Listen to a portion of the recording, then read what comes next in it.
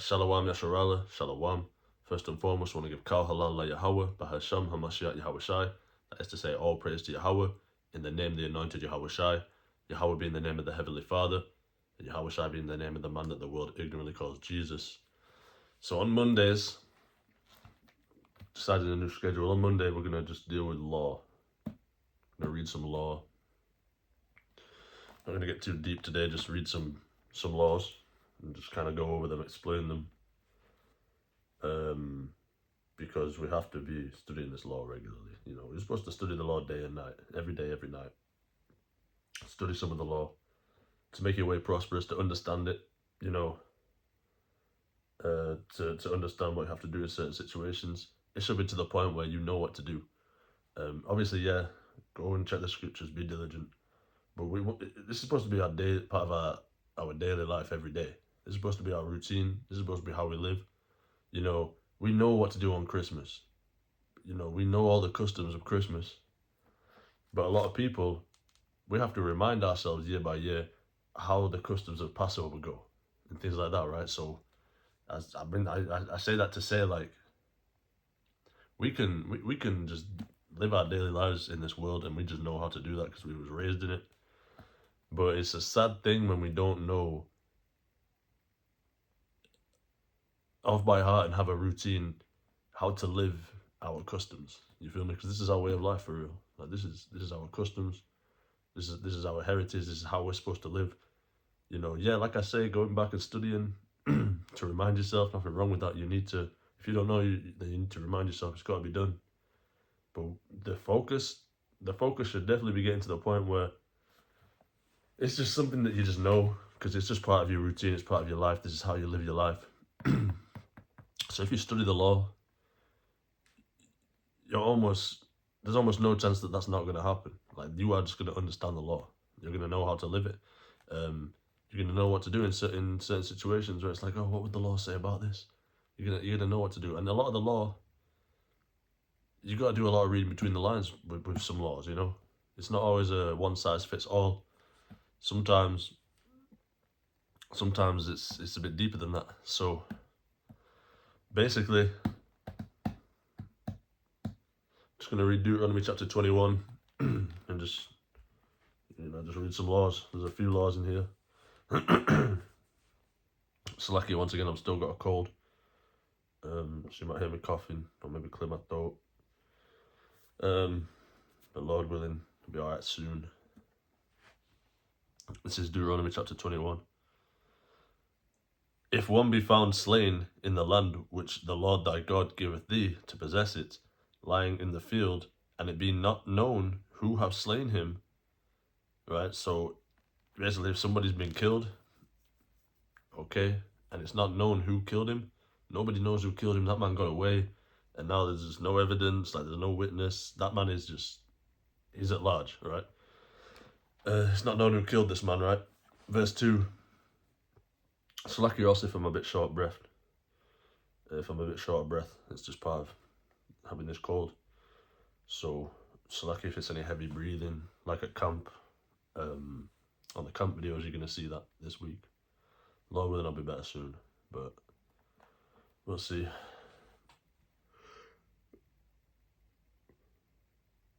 Slack it. So, verse 2 says, Then thy elders and thy judges shall come forth, and they shall measure unto the cities which are round about him that is slain. So what these elders and judges are going to do is they're going to come and they're going to measure the distance of all the cities that are around the city where this man was, with the intent purpose of finding which city is closest to this city where he was killed, right? The next city that is closest to this one.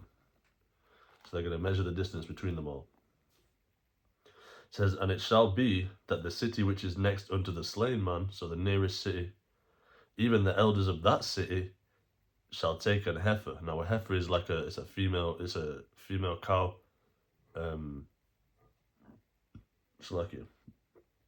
a female cow. Usually, I think just about coming from being a calf to a fully grown cow, I believe. Such which have not been wrought with, and which hath not drawn in the yoke. Now, when I say about living our daily lives based on this, this isn't something we can do. We don't have the temple. I know it's not a temple service law, but bottom line is we don't have the Levitical priesthood established right now. So this isn't something that we can do in our day-to-day. I was just prefacing that with with that because that's the purpose of me reading the law every Monday. That's going to be the reason why part of the weekly schedule is going to be on Monday. We're going to read the law.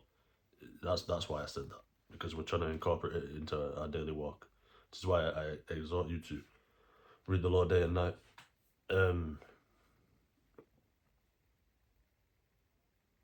But yeah, that's why we're going to be regularly reading the law. Anyway, let me get back to it.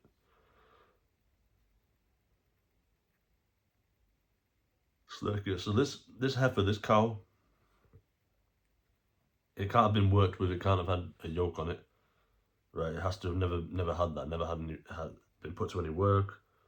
Never been chained about its neck. You know how they put the yoke on the cow's necks. Can't have had that. It says, and the elders of that city shall bring down the heifer unto a rough valley, which is neither eared nor sown, and shall strike off the heifer's neck there in the valley. So they're to behead this cow in a valley,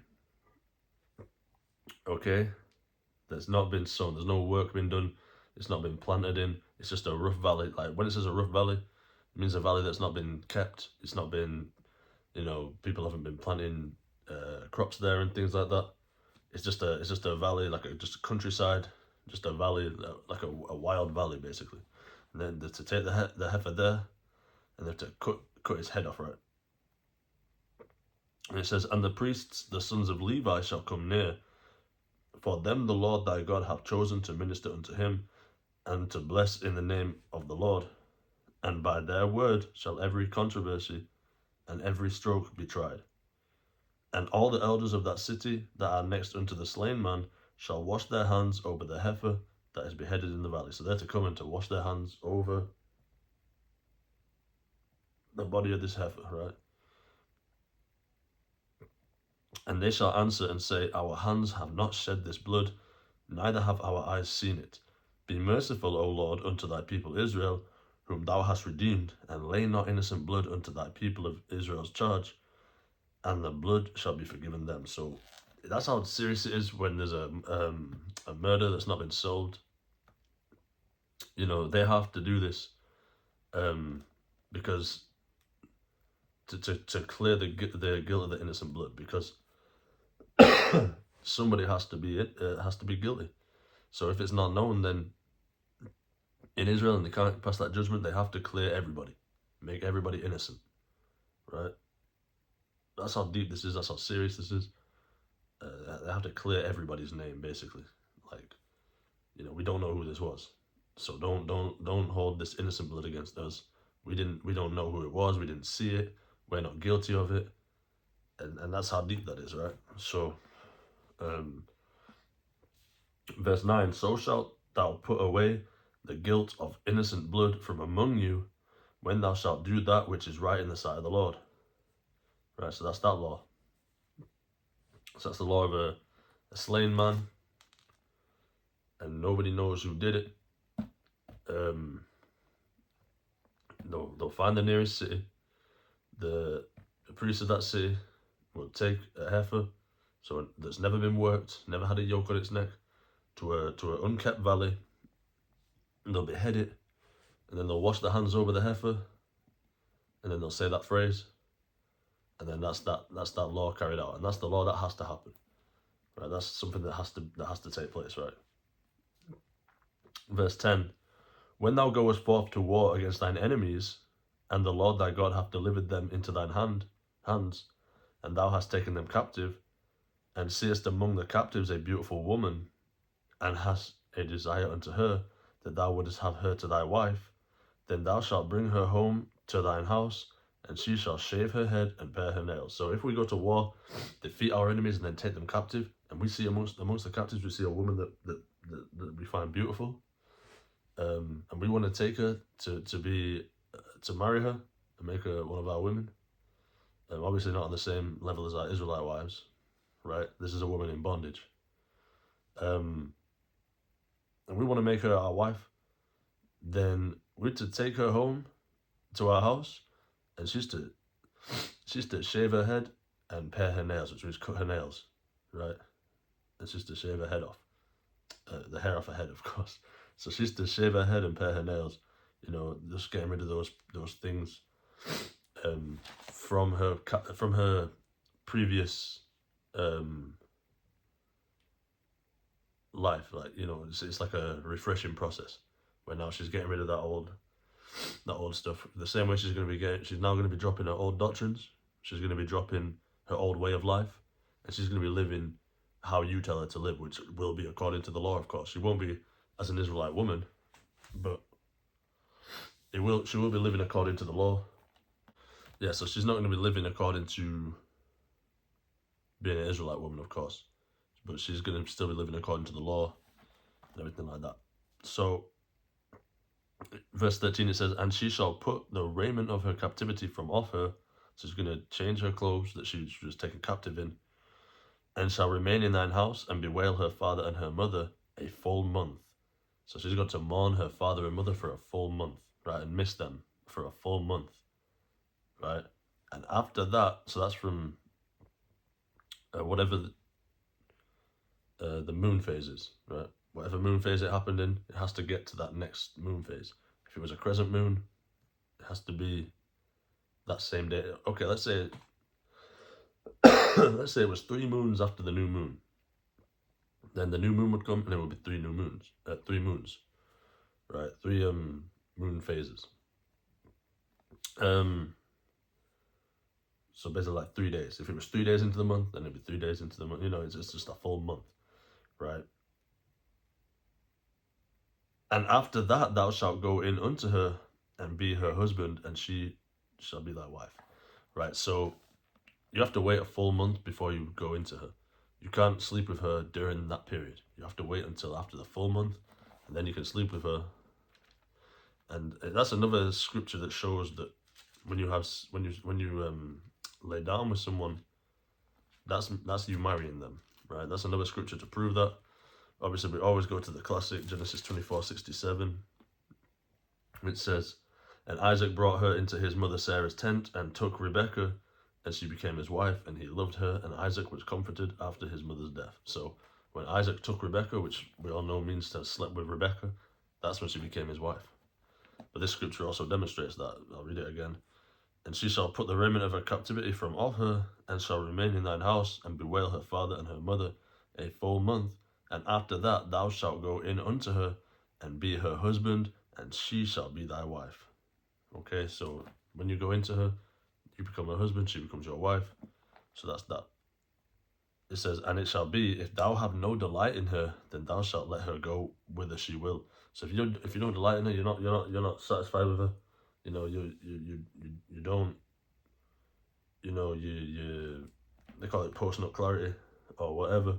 Or maybe she just doesn't behave the way you want her to behave, or maybe there's just something about her you don't like. You to let her go wherever she wants to go. To let her go free, right? It says, but thou shalt not sell her at all for money. So you're not allowed to sell her. And let's see why.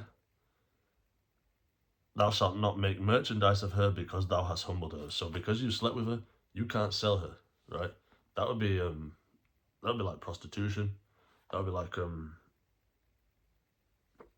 it would be fornication. So you can't sell her because you slept with her. It says, if a man have 2 wives, and one beloved and another hated, and they have borne him children, both the beloved and the hated, and if the firstborn son be hers that was hated, right? So if a man has 2 wives, because it is lawful for us to have multiple wives, right? If a man has 2 wives, it's not lawful for a woman to have multiple husbands, though. That's wickedness. That's disgusting. But it's lawful for us to have more than 1 wife. So if a man has 2, and it doesn't just stop at 2, but if it's basically just if a man has more than 1, and there's one that let's say he hates he has a son by the one that he hates. The firstborn son comes from the one that he hates.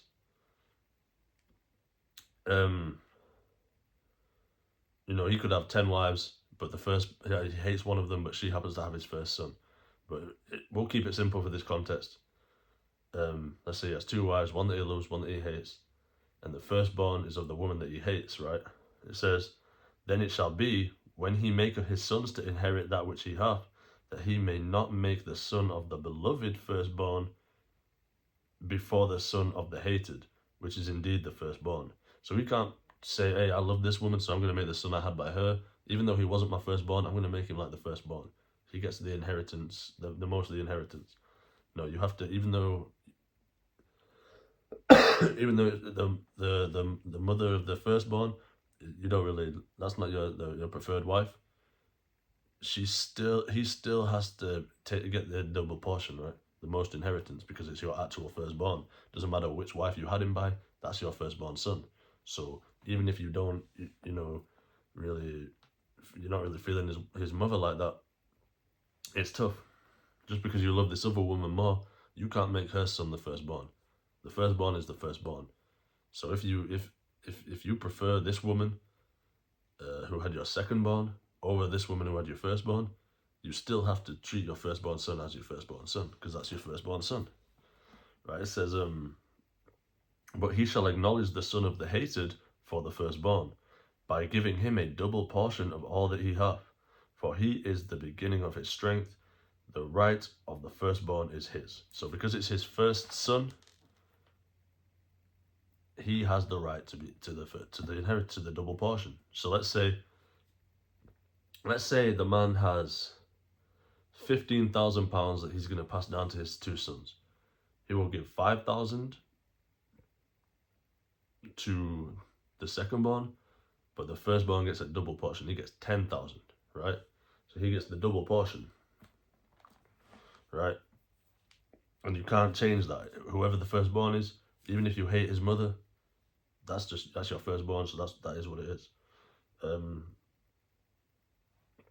It says, if a man have a stubborn and rebellious son, which will not obey the voice of his father or the voice of his mother, and that when they have chastened him will not hearken unto them, then shall his father and his mother lay hold on him and bring him out unto the elders of his city and unto the gate of his place. So if you have a son who's stubborn and is rebellious and he doesn't listen to you and he won't change, even after you chastened him, even after you punished him, even after you chastened him, he still won't change, then you have to take him to the elders, right?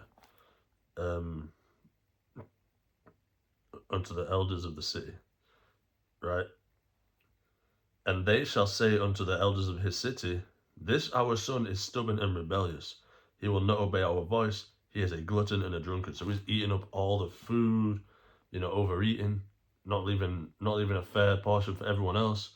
He's drinking all the wine. He's drunk all the time, and he's rebellious. He doesn't listen. He doesn't do what he's told. Even after you punished him, he's still rebellious. This is a judgment, and the judgment is not good, right? It says, well, it is good judgment, of course, but it's not. It's contrary to him. It says, and all the men of his city shall stone him with stones, that he die. So shalt thou put evil away from among you, and all Israel shall hear and fear. So if you disobey your parents and you are just stubborn and rebellious, even after you've been punished and corrected, the judgment for that is death, right? That's the judgment under the law of Moses. That's how serious it is to honor your father and your mother. If you don't, that's a death sentence. A lot of people don't know when they read honor your father and your mother that the judgment for not doing that is death, right? So at the end of the day, or for continuously not doing it, because people do slip up. But if you look at the people, that's under the law of Moses. Now we've got mercy. But he said in Hebrews chapter 10 of how much sorrow punishment shall he be thought worthy, when he had mercy and he's still going off. So you think about all the little bastards today that don't obey their mothers, don't obey their fathers. I was everything my parents told me to do, I was disobedient. Everything. So in the world, growing up, everything. was always disobedient. I should have been dead. But if you think about all the little bastards today, like, that punishment's going to be horrifying, because not only are they doing other things like adulteries and murders and thefts and things, breaking the Sabbath day, they're doing all these things, but then this is just one judgment here. So think about all the things they do, but just rebelling against your parents. And obeying your parents can save you from a lot of other deadly sins. And like, hey, if your parents are righteous and you obey them, you're going to be keeping the Sabbath day. You're not going to be killing, right? You're not going to be committing adultery, because they'll tell you not to do that, and you'll obey them. So that can save you a whole lot of trouble. That's what I was talking about at camp, when that damn Edomite pulled up and said it was madness that I was telling people to honor their parents, right? No, it's not madness. That's your life. That is literally a way for you to live.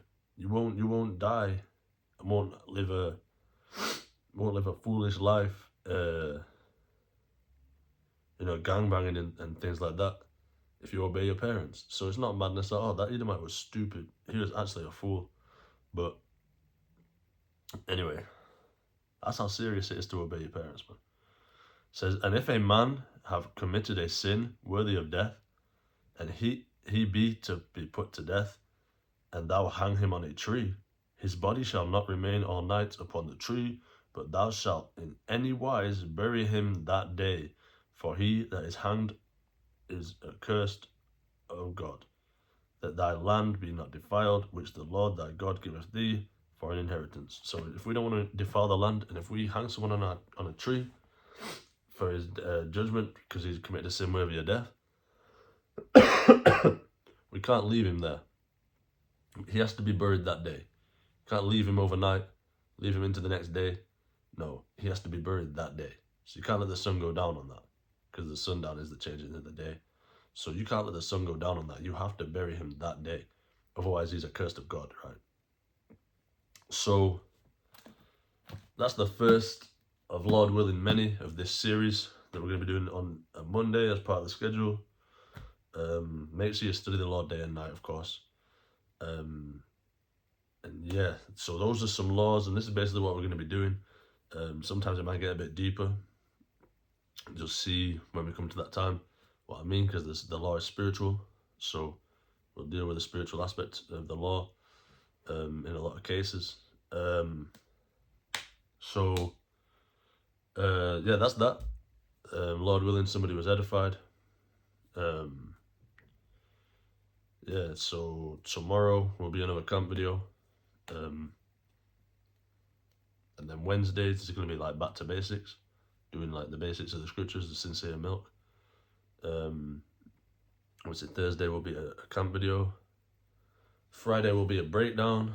Saturday will be a camp video, and then back to camp video on Sunday, and then repeat, law on Monday. It's just going to go like that. That's going to be the schedule, Lord willing. I'm going to try my best to adhere to it. Sometimes there might be a missing day because, life happens, but I'll still try my best to always adhere to that. Really, there's not too much excuse. It's just if something does happen where I can't do it, then can't do it. Things do happen in life. I might double down on another day. I don't know. We'll see what happens. We'll see how it goes. It's all Lord willing. But with that, I want to give Kal Halal Yahweh Ba'Hashem HaMashiach Yahweh Shai Shalom.